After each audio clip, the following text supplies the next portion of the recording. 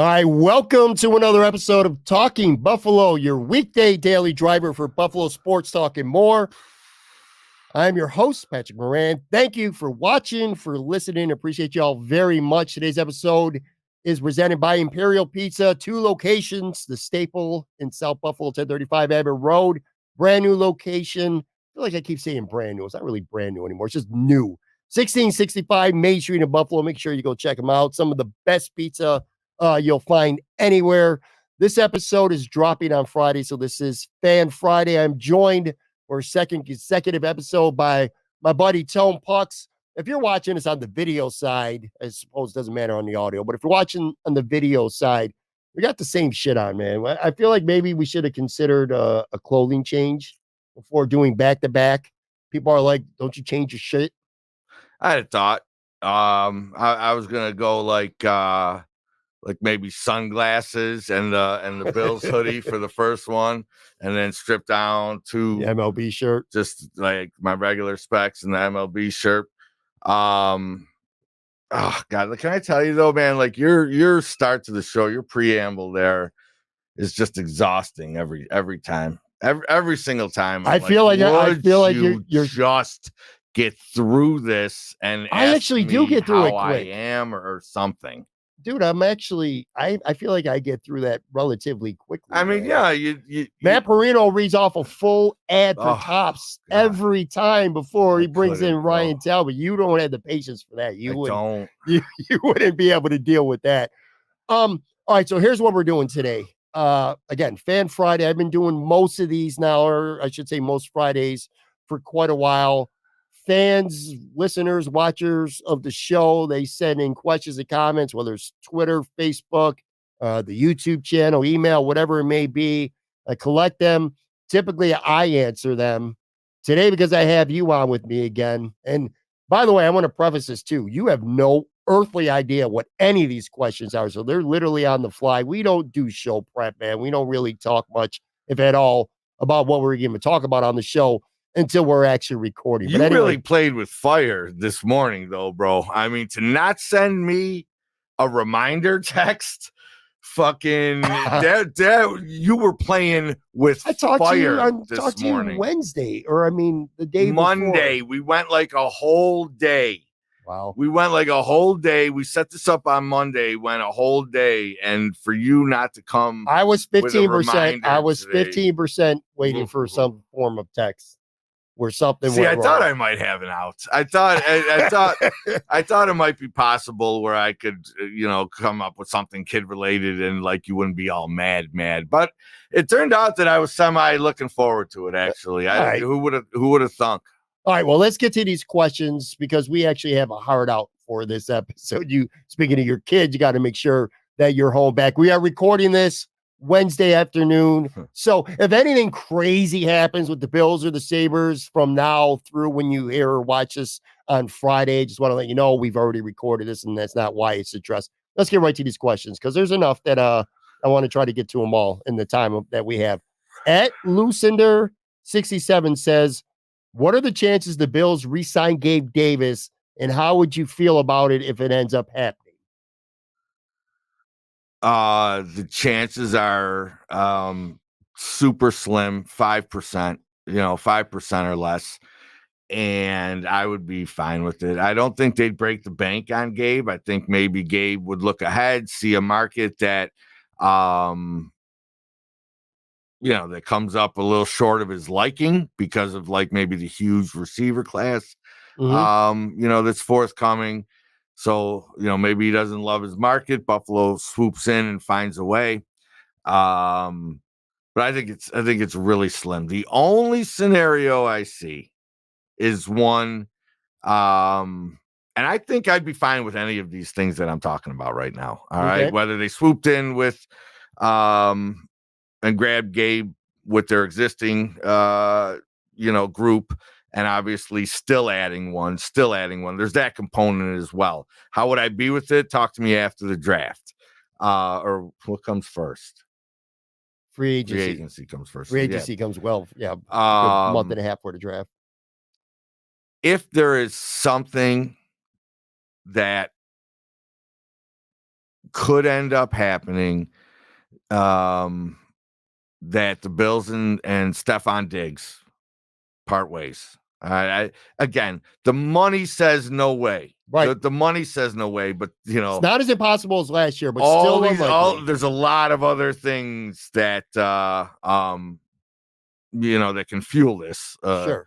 And if that were to happen, and the Bills, I think the Bills would probably find a way to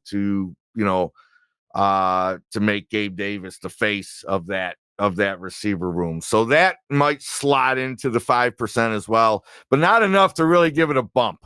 All right. I think that's just part of the answer of how I maybe get to 5% for what otherwise appears to be a guy who just priced himself out of Buffalo. Yeah. I'd say same thing. 10-15% chance, maybe. I don't remember who reported it, but I not heard like from inside information, but I heard publicly that the Bills didn't even try to sign Gabe Davis. Like they didn't even talk about an extension during the season. To me, that's pretty telling. They lack that explosive playmaker right now, and that's going to be priority number one. I think it's going to come during the draft. You get a rookie 4 or 5 year deal, depending on if he's a first or second rounder. How many balls is a wide receiver 2 going to get in this offense? If Diggs stays, which I certainly think he's going to, you're running the ball more effectively. Kincaid, Shakir has arrived. I don't know, man. I can see Gabe Davis. Plus, somebody's going to pay him. He's going to go get 3 years, $36 million. Yeah. When I said, I meant to qualify that. When I said that he looks and doesn't see a market that he loves, I think the chances of that happening are extremely slim. Sure. I think the market's going to be there for him. Yeah. He'll get something. I think it's going to be there for him. I think his best days might be ahead of him too. I do. I don't think he's the 4 touchdown, 200-yard receiver he was against the Chiefs in 2021 playoffs, but I also don't think he's the guy who gets no catches or 1 catch for 8 yards 6 different times during the season like he did with the Bills. I don't know what he's a star. We didn't get enough Gabe. We didn't get enough Gabe with Joe Brady. All right, to see what that could potentially look like. I know look great against Philly. Yeah, I mean, I think Gabe is a guy that Brady was not able to increase his role on the fly. You know what I mean? Mm-hmm. Just because he was beholden to so much of the Dorsey, playbook Sure. and installations. So, that really kept, I think, Brady from being able to sit down in an off season and look at how he can really use Gabe Davis. Sure. And it looks like that time's not going to come, but you don't want to explore, not in this episode, but you don't think there might be another tension type of off-season forthcoming with Steph and what the Bills can or should do about it? I think it's coming. It's coming too. How much of it is going to be media creation, fan creation versus legit?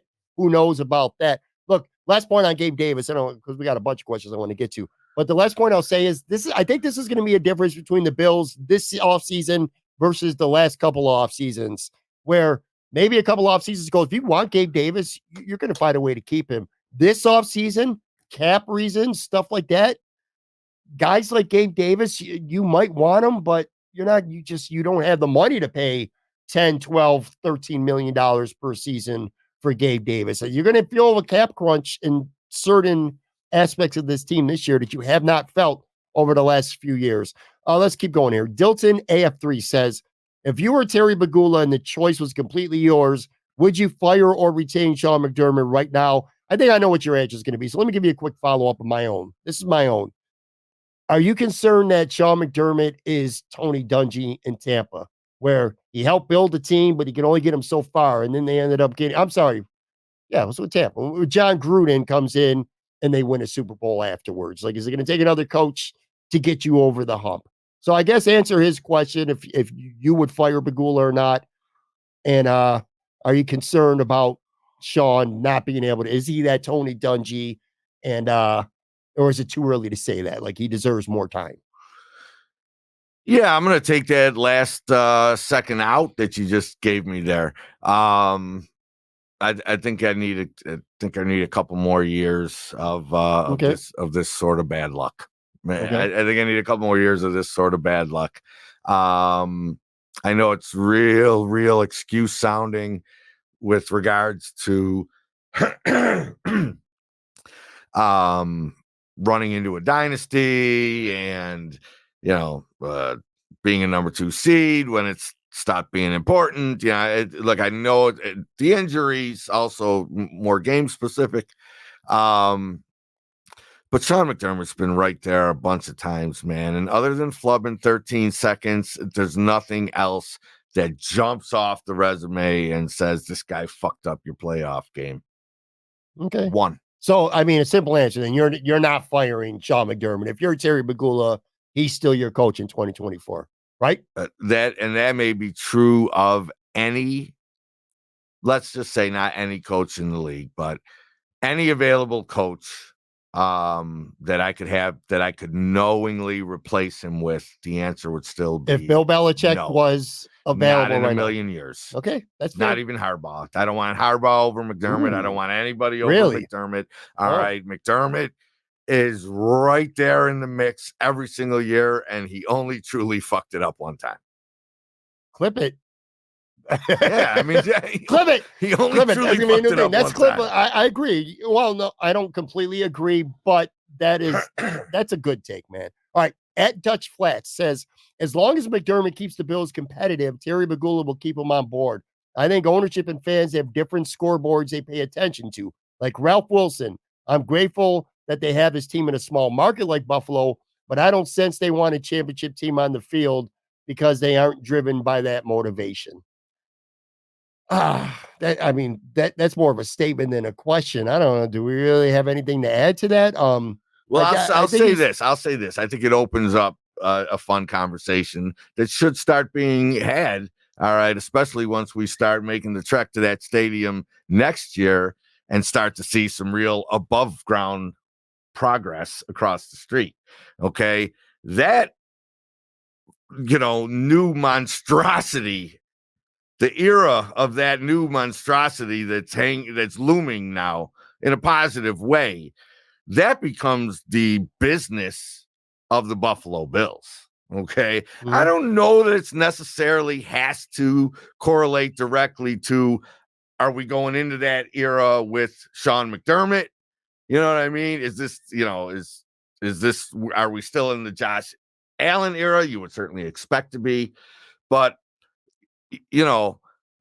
if you want to get off the football side for a minute and think about ulterior owner motives or business model motives, mm-hmm. that is the one, that is going to dominate the way this club does business over the course of the next 5 years. And the marketing, the business of marketing as well. This team's going to keep trying to win championships as long as it has Josh Allen, and especially, Sean McDermott. They're not going to take that step back. The next step back is the end of the Sean McDermott era. He's not going to take that step back. They're going to keep grinding, and they're probably just smart enough, all right, to keep it to keep the salary cap afloat, and B, probably correctly optimistic that this fucking cap's just going to keep growing and growing and growing because the thing's a monster. Sure. I guess it's two parts. You said on yesterday's show, and I agree with you 100%. Brandon Beane did everything he could to win the Bills a championship this past season. Going some from the free agent additions, doing what they could with the cap, going out and getting guys like Leonard Floyd, who in June, signing Puna Forda's depth, even though he didn't really do much during the season. Linval Joseph, when DeQuan Jones went down, training for Rasul Douglas. It's not like he just sat by and, let the chips fall where they may. I thought he was pretty aggressive as he could be. So I'm not saying that I don't think the Bills are trying to win a championship, because I certainly do. Brandon Beane, Sean McDermott. But do you think, I guess, it's not really a question, but do you think Terry Pegula is just satisfied with this team being good year after year after year? 1,000%, yes. Yeah, me too.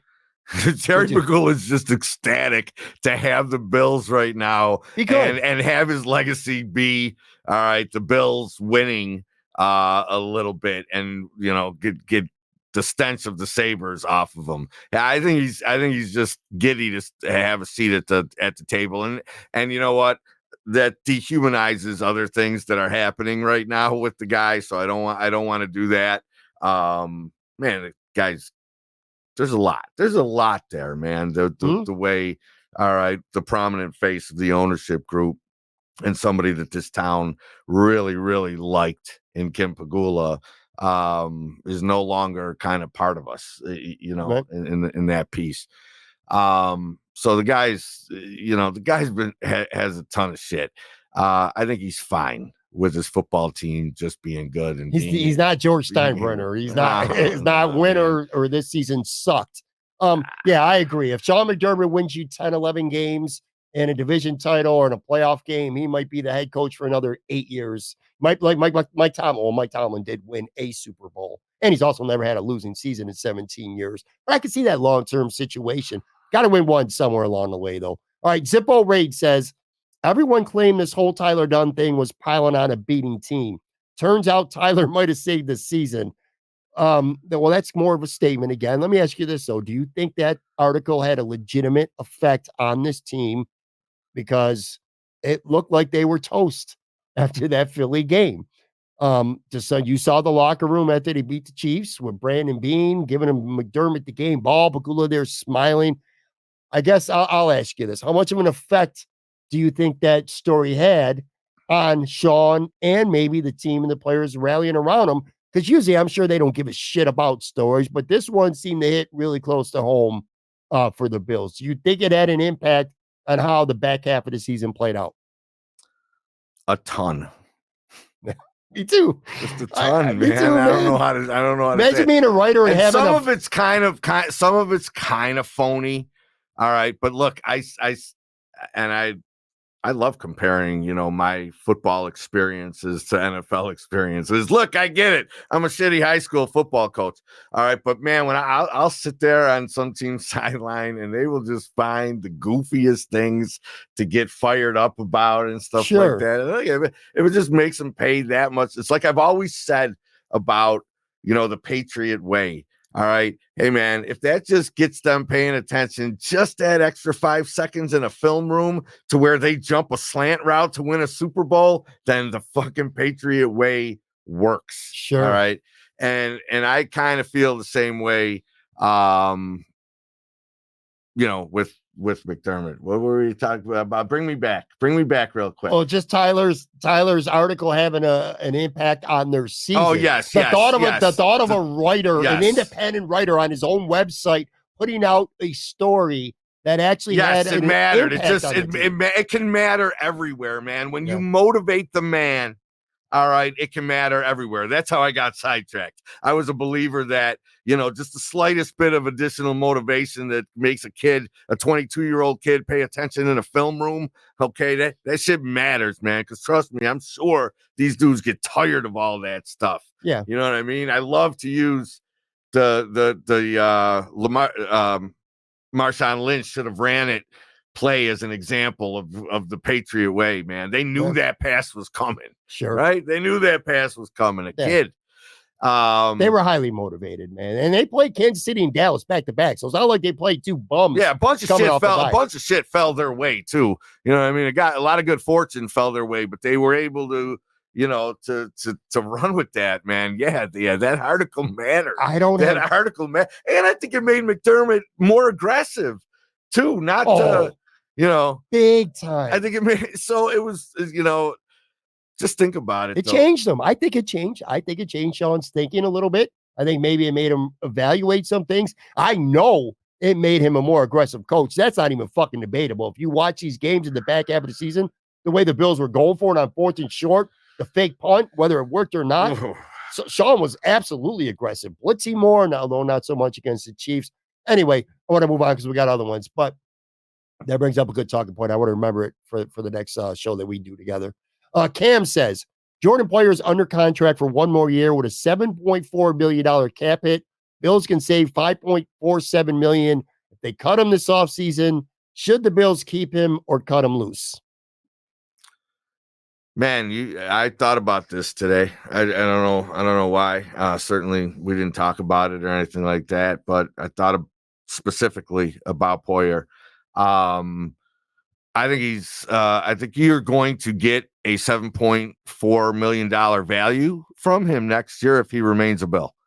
I do. I think he's still a good football player. I don't think he needs to be attached, to Hyde. But if for whatever reason there's a belief, and maybe that belief just might be in the way that that they attack the position under Babbitt's, like, in McDermott's type of what we saw over the Hyde Poyer years were two interchangeable safeties. Either one could be deep, either one could be up around the line. Towards the end, it was always Poyer closer to the line, but the Bills would say that their safeties are mostly interchangeable. Sure. Okay. If the Bills feel as though perhaps they're targeting, the safety from Miami, because it wouldn't shock me if they went early there. But the Bills may be looking at maybe a more traditional free safety, strong safety type of thing.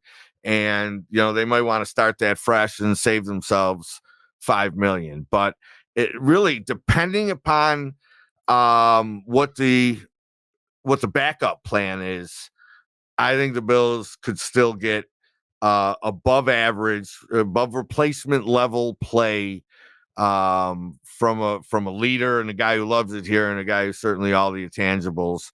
And those matter. You want to. Those matter. Intangibles matter. Leadership matters. I agree with you for a lot of the reasons you said, and I'm also going to throw in that leadership role.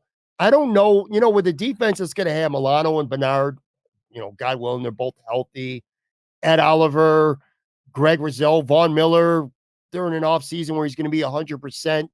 I think Micah Hyde's either going to retire or they're just going to move on from him. I don't want to replace both safeties.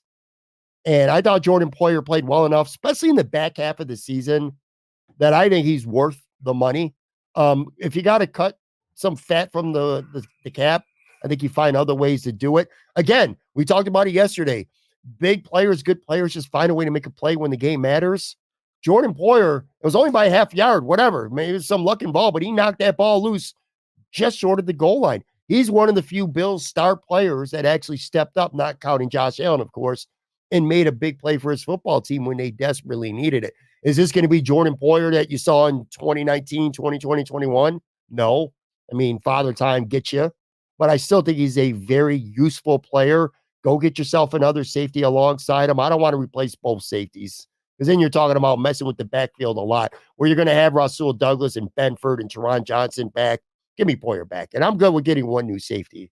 But anyway, yeah, I definitely want Poyer back. And I think it would be a mistake to cut him at this point. I'm going to take a real quick break, come back. Got more Fan Friday questions.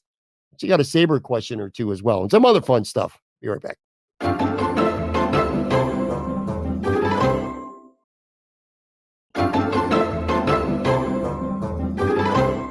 All right, I'm back here with Tone Pucks Fan Friday. Let's keep going here. At Good Announcing says, if the Sabres don't come off the break red hot and climb back in, how much of a seller should Kevin Adams be? Who's most likely to be traded? Who would you like to see be traded? Middlestat's a restricted free agent, by the way. I went and looked at who their free agents are. Yeah. Middlestat, Krebs, Yoki-Haru are restricted after this year. Olafson, Gergeson, Okposo, Robinson are all unrestricted. Anyway, just want to throw that out there. What do you think? Well, I think, the veteran guys have to be given an option, like Eric Johnson, man. You want to go play in another Stanley Cup playoff? Jordan Greenway might be that. Shit, man. Kyle Poso might be that, man. You know what I mean? You could be potentially looking at a changing of the guard, before the trade deadline, a changing of the guard before this season really wraps up. My guess is though, and the Middlestat thing, I don't know. What do you do there? He's actually playing better Okay, then the guys that you paid to be your 1 and your 2, but you're going to entirely invested in those 2 already. You got Ostlin coming up the pipe. Dylan, the Cousins contract was too damn early. Him and Middlestat should be, both kind of coming up right now to kind of gauge that. They fucked it up so bad, man, that I just don't think that, it's going to happen overnight. Let me ask you this. Let's use I don't know what to do with Middlestat. Okay. I don't know what to do with Middlestat. Okay, because just let it ride out, let them hold out, let your team take shape over an entire off season, and then see where Middlestat slots. If you got to sit there with them, pissed off at you for a while, then you got to just hold on to the asset. All right. So you kind of answered my question. Because I want to say the other guys, everyone else, the free agents, most of those guys don't fucking matter. You're going to get a 5th or 6th round pick. That ain't doing shit for you. Krebs and Middlestat are 2 young guys who will be restricted. If you trade Middlestat now, obviously you trade him, he's gone. If you don't, he goes into being a restricted free agent this offseason. So you still kind of control the cards, but he might say, I'm not going to sign with you. But you could trade him over the summer, or you could even trade him next year. Is it too premature because you feel like this team could get better? Even if it's not this year, as early as next year, they could be better. I think that's probably the biggest decision that Kevin Adams is going to have to make, is what he does with Middlestat, to a smaller extent, Krebs. At 17S, shock screens. An athlete that was a favorite of yours in the past that you wish you could see compete in that sport against players and teams of today. And again, I didn't tell you any of these, so you're kind of thinking on the fly here. But an athlete that you've liked in the past that you wish played today against today's competition. You got one? Do you got one? No. I didn't really think of one. I mean, the easy answer, of course, would be Michael Jordan. I mean, I'd love to see Michael Jordan play against the players in the NBA today, and he'd still be Michael I like Jordan. the idea. I like the idea of a guy, because I think Mike's game would transition so easily into today's, and we would just see Mike do what Mike did, in a very comparable way to watching LeBron do what LeBron does. And Mike's game transcends. I got one now. Mike's game transcends, bro. Sure. But for me, and I know the game has changed significantly, equipment not the least bit, withstanding. But show me Wayne Gretzky in today's NHL. All right, is he? Where is McDavid with him? You know what I mean? Yeah. Show me something like that. Where are he? And is he just McDavid slash McKinnon or whatever? Who had incredible Hall of Famers around him, or is he still just a little extra special? Just because there's nobody more thought of as number one in their sport to me than so unanimously than Wayne Gretzky. I had somebody pop in my mind as I was thinking. Randall Cunningham would be fun to watch in today's NFL. It's always with the football. He was you are such a one-trick pony. I kind of am. Always with the football with you. The football. I am sitting here salivating over being able to address this Nick Senzel and Joe Adele trades that I'm trying to make in my deep ass dynasty baseball league. All I want to do is get back to texting those guys because of the waiver wire restrictions involved in each trade. Is that what all you want to talk about is Randall Cunningham? If you're watching this on the video side, by the way, you've been on your phone a lot during this. Not episode. A lot. Are you checking on time? Or are you working on a trade? I got distracted once trying to read 4 texts at the same time, but not being able to address these fantasy baseball deals at the midnight deadline for to be at the 40-man roster, not being able to address those because of this show might come back and cost me one trick pony or not though. Randall Cunningham would be fun in today's NFL. He almost transcended his position too much at the time with the coordinators and the personnel he had around him. Imagine him playing in today's NFL. It'd be so much fun. Follow-up question, though, because I didn't think of somebody, but I did have a question based on this quickly here. Larry Bird, one of the greatest NBA players who's ever lived. Would he have the athleticism to be great in today's NBA? Do you think? I mean, he was so great, but man, it's just today's players are just so much more athletic. The big men are like small forward athleticism compared to 30 years ago. I think that's a good question. It's fine. It's fine. He's still Luka? He's still no, he's not Luka. If you're telling me that Larry Bird simply has the speed that he had, in his prime, right. the speed and quickness that he had in his prime, then he's certainly quickness, yes, not Luka. I'm trying because I got a little NBA action out there on the fantasy side. I follow it closely enough, but nothing's come to me yet with him.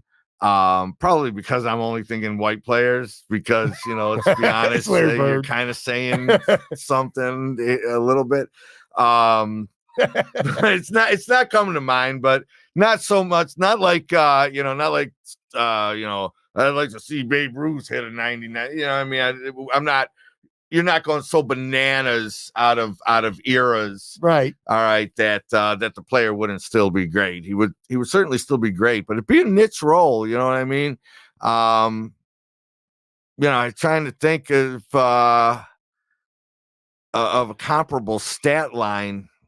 I just feel like the power forwards and the centers today are Is just he all Julius much more Randle? Athletic. No, you hate Julius Randle, so you don't want that. He's an empty. Julius Randle is Stephon Diggs. Julius Randle, Stephon Diggs. The box scores look great until the playoffs. All right, get to the next question. All right, I will get to the next question here. Let me make sure I got the right one there. Oh, at Clark Jr. U9 says, this is for me, but you can answer this anyway. You bitch about living in Buffalo a lot. I do. I bitch all the time. Living? Yeah. Living? Okay. He says, you bitch about living in Buffalo a lot. If you could live anywhere else besides the Buffalo area or Florida, again, this was addressed to me, where I lived for 5.5 years, where would you live that would make you bitch less? So I guess let me just turn around and you can answer this. It was directed towards me because I fucking hate the winter. I hate this cold. I hibernate and I get seasonal depression.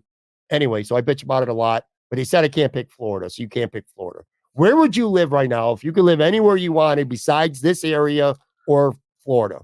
Where would you live? Well, it's a place that knows how to party. California. Really? You want to go to California? Knows how to party. Really? Fuck yeah, man. Give me the sun every fucking day, bro. Give me the sun every day. All right. 70, 80, the perfect. Give me the perfect, still American climate. That's what I want. I'm known to be a little snowflakey.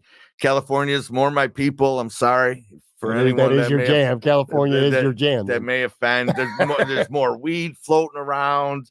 All right, it makes more sense for you. You're selling give me California all day, every day. That's a state. That's where I want to go. Specific area. Where's our boy Jay live? Where's Jay, man? Just get me to Jay. All right, fuck it. I'll live with Jay in the heartland. All right. I like give me Jay. A city like Charlotte where you get 4 legit seasons, but not the snow. Sounds good. But I got to tell you, I hate whack sports teams. Like, I don't want to live in a town with whack sports teams, and Charlotte's just fucking whack. I know the Panthers are, the Carolina Panthers suck. The Hurricanes are good, but I just think they're whack. You got any other teams? Was it the Hornets? Yeah. Fuck that. I don't want to go to Charlotte. I don't know. My answer is I don't know. I'm going to live here and bitch about this. Good answer. Good answer. Frank Serve says favorite rewatchable. There's only 3 more left here. Frank Serve, favorite rewatchable TV show. Ooh, that's good stuff, Frank. Yeah, that's good stuff. Look, there are shows that I've binged 3 or 4 different times. Lost being one, Breaking Bad. Never seen Lost. But yeah, it was a little out of my lane, but I fell in love with it enough to where at least 2 or 3 long ass rewatches. Mm-hmm. So, but it really comes back to HBO for me, man. All right. I'm gonna circle back. I'm gonna circle back on Sopranos. I'm gonna circle back on The Wire. I'm gonna circle back on Game of Thrones. If I'm just sitting around and I need an episode of something, all right, that isn't gonna make me just kind of hate myself in my life. I'm gonna throw me on some Jon Snow type victory type shit. Okay. That's a show I never expected to love because I'm just not. It's not my thing. Sci-fi, fantasy shit. That's not my shit. But I loved it. I loved it though. Game of Thrones became one of my favorite shows. I mean, the easy answer for me is The Office. I say that all the time. I will tell you this: it's getting easier and more enjoyable to rewatch shows because as I'm getting older and losing my faculties a little bit, I forget about a lot of details. I can watch The Office for like an 8th or 9th time now, and I'm going to forget stuff as I go through it all the time. I'm with HBO too, but I'm going to say one that you didn't, and it's actually about to start the final season. I can watch Curb Your Enthusiasm over and over again too. Larry Davis just fucking so funny, man. I never get sick of watching Curb episodes ever, just because of the fucking humor and what the stories are, which are just dumb, but they're things that we can relate to. No, I love Curb. I'd pop in an episode of Curb anytime. 2 more here. It's Johnny says, you're a video game guy, ? Again, this is to me. I know you are. So I'm actually looking forward to asking you this. You're a video game guy. Your single all-time favorite video game, which that might be hard for you because you enjoy and play so many games and you've done it for a long time. Well, look, what I can do is I can pretty much pinpoint, in each era, what sort of game just absolutely made me, go head over heels. Like I gotta have this system or whatever be the case. All right. The first game to do that was NHL 94. All right. I just, it was the Sabres were sitting there with McGillney and LaFontaine scoring, 150 points. And you could run with that, and you had a good second. So the era hit beautifully for the for the hometown interests. After that was whatever the first console was that played Madden as tight as it was when Scully had it, but neither one of us did, and we were living together on Lovering, and we kept making him sleep over so we could play that Madden. I don't know what year it was, bro. I don't remember the year. I don't know what year it was for that Madden, but I remember being like, I have to be attached to this game all day long. Scully, you're sleeping over, bro. Maybe 96-ish? Maybe later. It was close. It was pushing up against 2000, probably. Really? A little bit. I think maybe. No, I was with my now wife. I was with her in 99. I started bartending AJ's in 98. It was 96, 97. I'm telling you. That's when you were being kind of predatory on AOL. True story, bro. Chat. Oh, predatory is a little bit strong, man. But what I was doing was hooking up with chicks randomly on AOL. Yeah, and this was during an era where nobody had pictures. Barely anybody had a picture. Quick little fun fact. We got about 7 minutes there.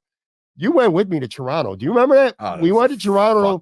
We went to Toronto to meet up with I met an AOL chick online and I wanted to meet her in person. And again, I think she sent me a phony photo.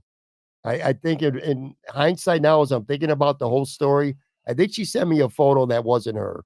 So it was like a catfish, but she didn't send me a scorching hot. Definitely not a catfish. No, she was not a catfish. What? No, I mean, she didn't, nor did she catfish you. All right. No. I was definitely not catfish. I think she sent me a photo. Oh, she was not a catfish. Or maybe it was a photo of just like here, top of the neck up or something. Probably. I don't know. Anyway, long story short, I went all the way to Toronto to meet a girl that I had never met before in my life, brought you with me. I brought you. I was part of, I think the need at the time was transportation. All right, I don't think Yeah. that was one of. I don't think you had a whip at that time. I think No. that's how I got Right. talked into it. I Right. had to drive you, and the only reason I went is because the Bills or the Sabres and Bruins were playing like game 6 of a playoff series the next day, and I was like so amped up for it, and I just needed to kill time. I remember I just needed to kill I don't time. remember So all I'm that. like, I fuck remember it, it was- I'll go to Toronto with this. I remember it was disappointing. goofball. It was a disappointing encounter.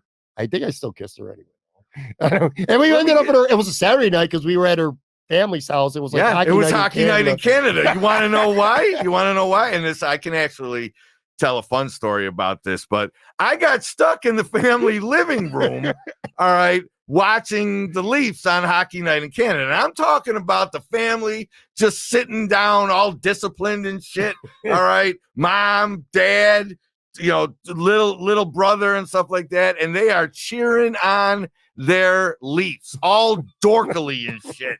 And I'm over there sitting off to the side because, like, you got invited into her room, and if I'm not mistaken, so there's parent supervision. She ain't doing shit. She ain't doing shit. All right. But I swear to God, I think the mom said, well, why don't you guys go play on the computer that you met on? And I was just like, what the fuck is happening right now, man? And that was it. But it's what I enjoyed was actually being able to kind of put an actual experience to sitting in a Canadian living room on Saturday night for a night of hockey night in Canada. And just I mean, but yeah, that was terrible. What got us here again?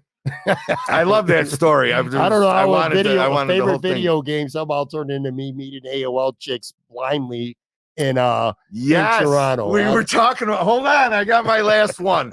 When the PS5 came out, man, I was getting that, like a lot of you motherfuckers out there, right? Getting that $600 for doing nothing. I went and grabbed me 2 of them bitches. 2 PS5. So NHL 94, I believe the PlayStation 2, okay, and then ultimately the launch of the PS5. For me, always sports games, though, even though I know that's lame because there's so many better genres out there to dive into. But I end up just not having the commitment for it. Other than Donkey Kong and Space Invaders when I was a kid, I never played any non-sports games in my life. Ever. He was poor. Never. No one poor. Well, I'm sorry. I thought you were just gonna say I never had a video game. No, I did. I had an Atari. I was gonna bust your balls. I had an Atari. I'm pretty sure my parents got me a used one year for Christmas. Put it in a fucking bag. Whatever it takes. Didn't come in a box. It came in a bag. Hey, whatever. I played the fuck out of it though. But no, look, I'm with you on NHL 94. I don't think you were like, because it was for people we were working at Millshire Floor Hockey, but we had a league there. We used to play and write down the games and the stats in a notebook all the time. Me, Tom, and Joan, handful of other people. And then the other game that you didn't mention, I don't know the year, but it was in the mid-90s, PGA Tour Golf. We used to play in Commonwealth all the time. Me, Mike Belsano, Joe P used to play, and those guys would just be Marty. They would just rest in peace. They would just be high all the time. I got Commonwealth trauma. I know this is about video games. I was living on the west side in a really down era for me. Nobody would fucking come and pick me up because all you guys did was play Pinochle, and I didn't know how to play Pinochle. But there was always Pinochle. Yeah, mainly Pinochle. And I got left. I'm broke. I'm depressed as shit. To working the phones, trying to get a ride to North Buffalo and whatnot. Nobody would come and get me. I have severe Commonwealth trauma. I don't want to go back to that apartment. Last question. We got 5 minutes left. At Neon Clap says, what was your favorite thing about whatever area you grew up in? Well, grew up in basically the same area, but what's your favorite thing? When you look back now, and what was your favorite thing about where we grew up? Which, by the way, for people watching and listening who don't know, West Side. Oh man, I couldn't. The growing up years for me took such a dramatic turn in 8th grade, in 4th and then 8th grade. I go from the city up until 4th grade. Mm-hmm. All right, Then I get bounced out to the country in Eden from 4th through just before 9th started, and then back to the city in 9th. So, I was all over the place as far as really enjoying the community and stuff like that. And for the most part, we were all a bunch of kind of, jerk offs. Sure. Even though I want to make some sort of reference to, friends and stuff like that, being close, but I don't really like any of them enough. So I'm gonna cop out with this one because of the trajectory that it took after I eventually left the area. But it's the diversity in the city for me. You know what I mean? It's the we lived in pretty diverse times, I think. Yeah, when we were teenagers. It's the that was important. That it became important. Yeah. As life went on, at least to the person that I became. I became a very diverse person. All right. So maybe we'll cut out the Eden years, although Eden was fun and it was nice to get some country living. If I'm going to answer that question like that, then obviously the focus is on the city. The focus is on the West Side as far as where I grew up. And I'm glad that it still thrives, although the West Side that I grew up on is now starting to kind of price out the middle class a little bit. But still, man, I'm an Elmwood Village-y kind of guy. And the fact that, the streets I hung on and the area that I frequented most in the high school years, even though mostly all in debauchery, the fact that has grown and thrived with good people, and like I said, a community that embraces diversity and celebrates a lot of the things that us snowflakes love to celebrate. My kind of spot. I still, whenever I go to the West Side, I always drive around about 7 or 8 spots, just kind of sit there, park for a minute, catch some memories. I didn't bounce around. I grew up on the West Side here as we wrap up. My favorite thing about it is it seems like you knew your neighbors well. Everybody knew everybody. Whereas I think of my son, and he didn't get that experience, man. We lived all over the place fucking growing up with Shane. We lived in fucking Lackawanna, Cheektowaga for a little bit. Well, very little bit, but Blaisdell, Orchard Park. We've been in West Seneca. We've been all over the place. Shane just bounced around every year and a half his whole life. And even like in today's just society, neighbors don't know each other. I've been living here for fucking 3.5 years, or actually 2.5 now, 4 before that. I don't think I know 3 neighbors on this street. That wasn't the case when we grew up. Everybody fucking knew everybody. Because you have turned into someone who doesn't celebrate diversity, and you move out to the fucking southern tier where nobody else does either. And thus you have no fucking neighbors, let alone any neighbors with beautiful brown skin.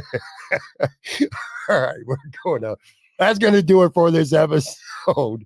Tony will be back with me. I don't know if he knows this or not yet, but he will be back in studio with me next week, actually, for 2 shows. We're going to have an entire episode actually dedicated to the Buffalo Sabres, some mid-season highs and lows, kind of like an award show, so to speak. So look for that next week. All kinds of stuff coming up. Talk to you guys later. Have a good weekend.